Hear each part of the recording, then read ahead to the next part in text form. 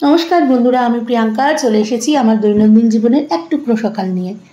Biren office বেরিয়ে গেল, মেয়ে তো সেই সকালেই স্কুল গেছে। এই সময়টা পুরো আমার একার, জানেন তো। এই সময়টা একটু গাছে জল দেওয়া, কাজকর্ম মোটামুটি সব হয়েই গেছে। একজন দিদি আছেন, যিনি বাসন মাজেন, ঘর মোছেন, উনিও চলে গেছেন। এবার গাছে জল দিচ্ছি, রান্নাও প্রায় শেষ, কারণ বীরেন রান্না নিয়ে যায়। আর বাকি যেটুকু আছে সেটুকু করলেই আমার মোটামুটি সকালের কাজ শেষ, তারপরে পুজো দেওয়া। আজ বিশেষ এক কারণ আমার মনটা ভালো নেই।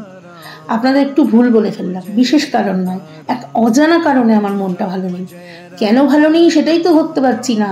কি হয়েছে কোনো কিছুতেই মন বসাতে পারছি না, সবই করছি, কিন্তু ওই যে হয় না, মনের মধ্যে একটা ভাল লাগছে না ব্যাপার, কিছুই ভালো লাগছে না।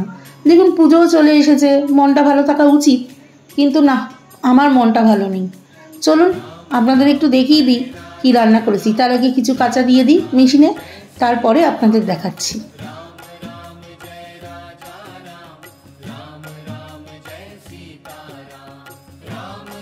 আজকে রান্না করেছি মটর ডাল টমেটো দিয়ে, বাঁধাকপি ভেজেছি শুকনো লঙ্কা আর সর্ষে ফোড়ন দিয়ে। ওদিকে ভাত বসিয়ে দিয়েছি। এদিকের গ্যাসে আরেকটা জিনিস বসানো ছিল, আপনাদের দেখাতে ভুলে গেছি। সেটা হলো সর্ষে বাটা দিয়ে পটল আলু তরকারি। এদিকে দেখুন আমার ঠাকুর দেওয়া হয়ে গেছে। আমি এক জায়গায় পড়েছি, আপনি যখন কোনো মনস্কামনা জানিয়ে ঈশ্বরের সামনে প্রদীপ জ্বালাবেন, সেই প্রদীপের শিখা যত উঁচু হবে, বুঝবেন আপনার প্রার্থনা ঈশ্বর তত স্বীকার করেছেন। এই প্রদীপের শিখা দেখে আজকে মনটা আমার ভালো হয়ে গেল। যেটা সকাল দিয়ে কুটকুট করছিল, ভালো লাগছিল না, এই প্রদীপের শিখা আমার মনটা ভালো করে দিয়েছে। যাই হোক, ছোট্ট সময় নিয়ে আপনাদের সাথে এলাম। আগামী দিনে আরো গল্প হবে। সবাই পাশে থাকবেন, ভালোবাসা দেবেন, তাহলে আমারও আগ্রহ হবে আমার জীবনের ছোট্ট ছোট্ট সময়গুলো তুলে ধরতে।